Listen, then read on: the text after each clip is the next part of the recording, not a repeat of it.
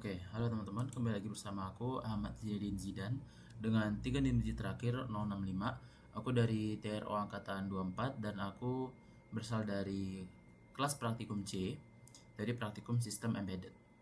Baik, kali ini kita akan masuk yaitu terkait kita tuh akan membedah di mana ada sebuah tantangan fundamental dalam dunia sistem tertanam, di mana kita akan belajar bagaimana cara menjembatani dunia digital dan analog. Kita akan mengeksplorasi sintesis sinyal menggunakan dua metode utama, yaitu DAC dan PWM pada microcontroller. Oke, di sini kita bisa melihat yang pertama, di sini ada teori dari DAC sendiri, di mana sintesis analog terjadi melalui air-to-air ladder. Konversi murni di tingkat hardware, bit digital beroperasi sebagai saklar presisi, menjumlahkan arus melalui jaringan resistor untuk menghasilkan tegangan analog instan pada pin output. Nah, berikutnya itu terkait resolusi dan output range. Semakin tinggi resolusi bit, maka semakin kecil anak tangga tegangan yang dihasilkan. Sinyal mendekati kurva analog sempurna di bawah batas atas voltage ref microcontroller. Di sini tulisannya ya, output range-nya di sini sebagai batas maksimal tegangan. Ini resolusi tinggi di mana dia 8 bit itu 256 langkah. Di sini resolusi yang rendah 4 bit yaitu 16 langkah. Nah, di satu sisi kita tuh punya dunia digital. Nah, batasan silikon membuat mikrokontrol kita itu hanya memahami dua kondisi, yaitu low atau 0 volt dan high atau 3,3 volt. Oke. Namun di sisi lain itu teman-teman tahu ya, sepertinya di sini nih 3,3 volt. Nah, ada dunia fisik seperti speaker dan motor yang membutuhkan variasi tegangan tanpa batas untuk berfungsi. Nah, pertanyaannya itu, bagaimana kita menjembatani dua realita yang sangat berbeda ini? Kita masuk ke bagian teori ini dari tadi, teman-teman. Nah, solusi pertama adalah DAC atau Digital Analog to Converter. Salah satu metode yang paling elegan adalah air-to-air ladder. Nah, ini adalah konversi murni di tingkat hardware di mana bit digital mengoperasikan saklar presisi yang menjumlahkan arus melalui jaringan resistor untuk menghasilkan tegangan analog instan secara real time. Nah, selanjutnya resolusi dan output range. Namun, kualitas sinyal DAC itu sangat bergantung pada resolusi. Semakin tinggi jumlah bitnya, semakin kecil anak tangga tegangan yang dihasilkan. Dengan resolusi 8 bit misalnya, kita punya 256 langkah yang membuat sinyal kita terlihat jauh lebih halus dan mendekati kurva analog sempurna. Selanjutnya, itu terkait anatomi PWM. Bagaimana jika chip kita itu tidak memiliki modul DAC hardware? Kita menggunakan PWM atau Pulse Width Modulation. Ini adalah sebuah ilusi digital.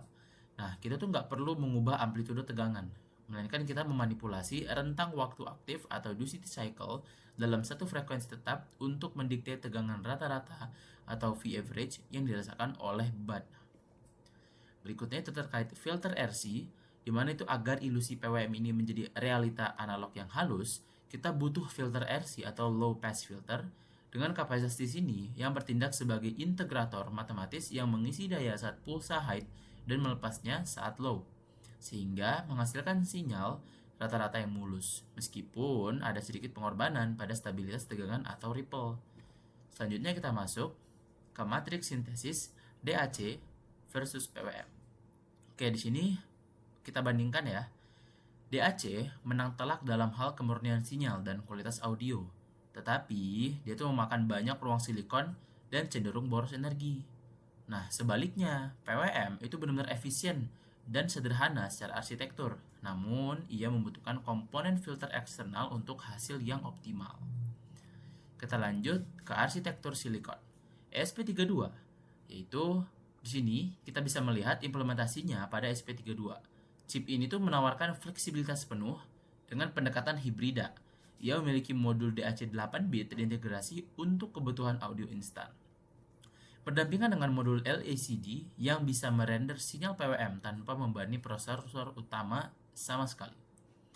Nah, kita lanjut ke slide berikutnya terkait arsitektur silikon STM32. Berbeda dengan STM32 yang biasanya tidak memiliki banyak channel DAC, ia mengandalkan kekuatan brute force dari sistem timernya yang sangat canggih. Nah, dengan konfigurasi register seperti ARR dan CCR, kita bisa mencapai resolusi PWM yang ekstrim, melampaui kemampuan microcontroller standar lainnya. Berikutnya itu terkait peta implementasi aplikasi. Nah, kemudian kita tuh kapan sih kita pakai itu yang mana itu kapan? Nah, di sini kita menggunakan PWM untuk kebutuhan daya tinggi seperti motor dan dimming LED karena efisiensinya yang luar biasa. Nah, namun untuk rekonstruksi gelombang suara absolut atau audio analog, DAC adalah kewajiban yang tidak bisa ditawar. Oke, paham ya? Nah, kesimpulannya di sini ialah pahamilah kebutuhan utama sinyal kalian. Nah, jika kita tuh butuh rekonstruksi gelombang murni, kita maka gunakan DAC. Jika kita butuh efisiensi dalam pengendalian daya, PWM adalah kuncinya. Jadi kita harus mengenali dulu instrumen kita terlebih dahulu dan kita harus menciptakan sistem tanpa kompromi. Itu. Oke, kita akan lanjutkan ke bagian program yang sudah diberikan dan kita buat ya. Ini kita menggunakan program yang udah dikasih. Berikut programnya DAC voltage, DAC dan PWM. Di sini program ini itu mengatur output DAC ke tegangan tertentu dari 0 volt, 0,825, 1,65, 2,475 dan 3,3 volt pada ESP32. Ini kita menggunakan pada ESP32 terlebih dahulu ya. Nah, untuk ESP32 yang tidak memiliki DAC digunakan LED-CD PWM sebagai alternatifnya. Di sini kita menggunakan koneksi hardware ESP32 DAC1 dengan GPIO 25 itu sebagai output analog, multimeter pada GPIO 25 untuk mengukur tegangan, ESP32 GPIO 18 PWM output dan RC filter. Nah, di sini kita sudah menggunakan codingan-codingannya itu menggunakan dari FreeRTOS. Lalu di sini bisa teman-teman lihat ada perintah hashtag define-nya di sini, PWM GPIO kita atur ke 18. Terus PWM frekuensinya 5000, timer 8 bit dan lain sebagainya. Bisa dilihat di sini ya, ada berbagai macam penggunaan codingan yang telah kita gunakan. Nah, di sini dia akan menggunakan siklus mengulang atau looping di sini ya. ESP, logic, tag, siklus selesai dia akan mengulang lagi. Seperti itu. Ada siklus delay-nya. Oke. Nah, berikutnya kita akan lihat videonya.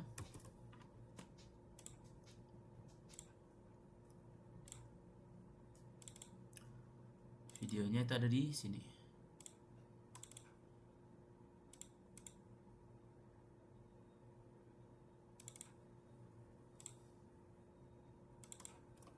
Nah, di sini. Enggak, aman aja, terbuka. Ini menggunakan osiloskopnya.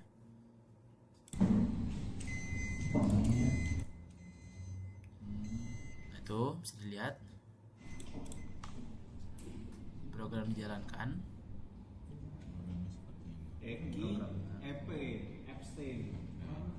Ini programnya ya. Tuh, kita buka LDP 18 dan sebagainya. Kemudian bisa teman-teman lihat di sini bisa kita langsung build dulu.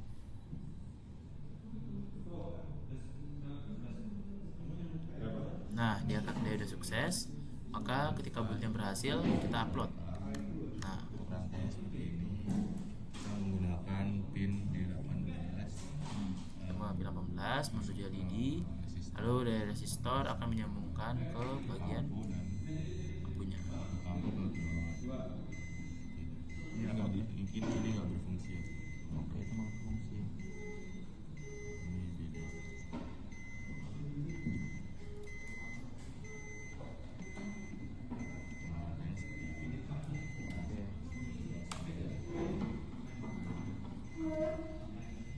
Upload. Nah, ketika diupload, maka dia akan langsung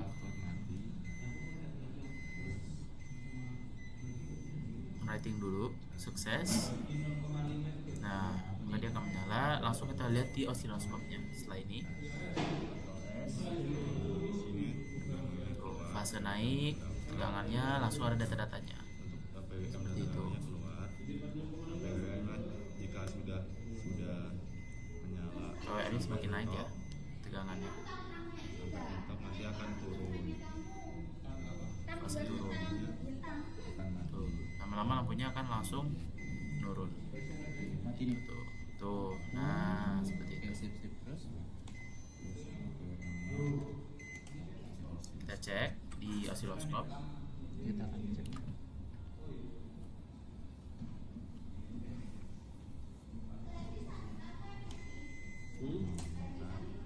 Nah, seperti itu.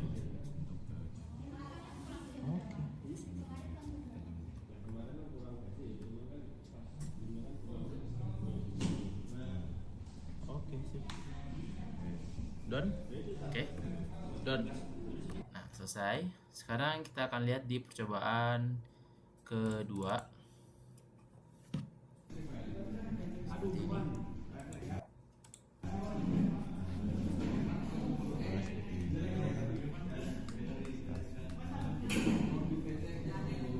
Kita build. Nah, kemudian dia akan sukses. Langsung kita tekan aja upload.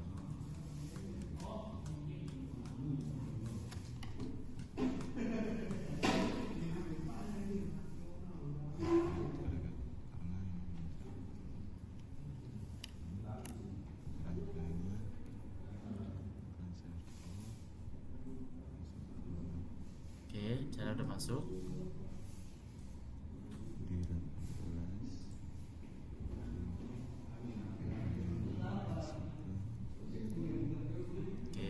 Masuk.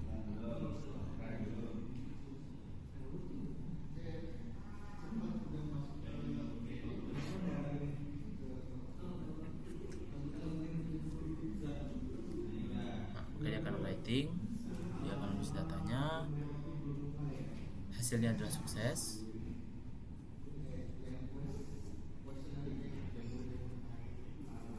Nah, dia akan muncul. Nah, dari sudutnya diputar seperti itu. Langsung sudutnya dan tulisannya sudut berapa, ADC nya berapa, sudutnya 00. Ada yang berputar seperti itu.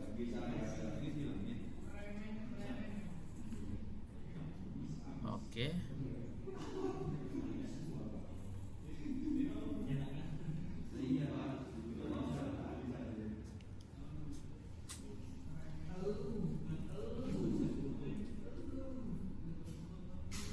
Seperti itu ya. Ini rangkaiannya seperti ini. Oke, kita lanjut. Ini yang program yang ada di STM. Nah, ini di STM seperti ini. Ini programnya bernama DAC Voltage Output, dimana ini sebagai modul 5 dia menggunakan STM32 F103C8 atau Blue Pill, STM32 F401CC atau STM32 F41CE. Dimana ini akan menghasilkan tegangan output melalui DAC atau PWM sebagai alternatif gitu. Nah, outputnya itu bertahan dari 0 voltage sampai 3,3 voltage. Nah, F103 ini tidak memiliki peripheral DAC sehingga menggunakan PWM pada PA0 sebagai penggantinya. Oke, di sini ada handle peripheralnya PWM untuk F103. Nah, di sini berikut ada kode yang menggunakan elif define untuk STM32-nya. Untuk tipe STM32 F4, ada yang buat F1 juga. Oke, di sini berikut codingan-codingannya. Ini dan sebagainya, nanti menyesuaikan aja. Oke, seperti itu ya. Oke, selanjutnya kita akan masuk ke video percobaannya di sini.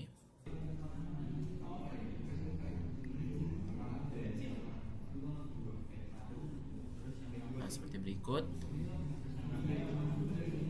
Kita menggunakan LED pin 18 ini ya, teman-teman lihat. Lalu kita build aja. Oke, seperti itu. Sukses. Langsung kita upload.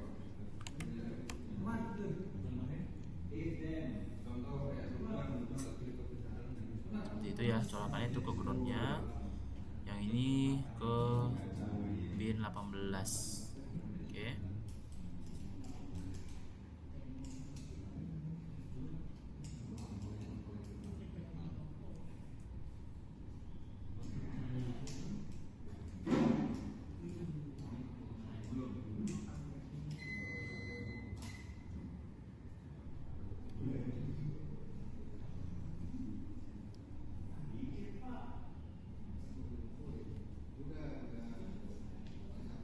Oke. Nah, di sini langsung masuk fase naik. Bisa dilihat ya lampunya. Nah, lampunya melalui fase naik.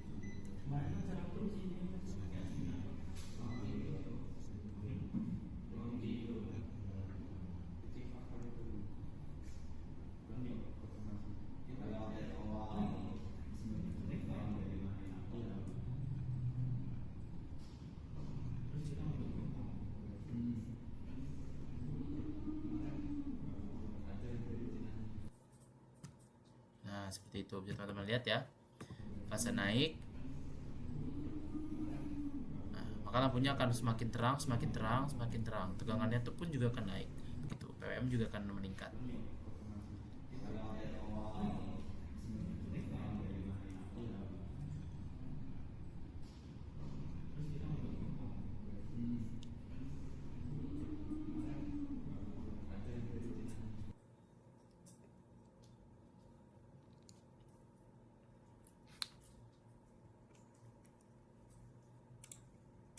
Oke, seperti itu.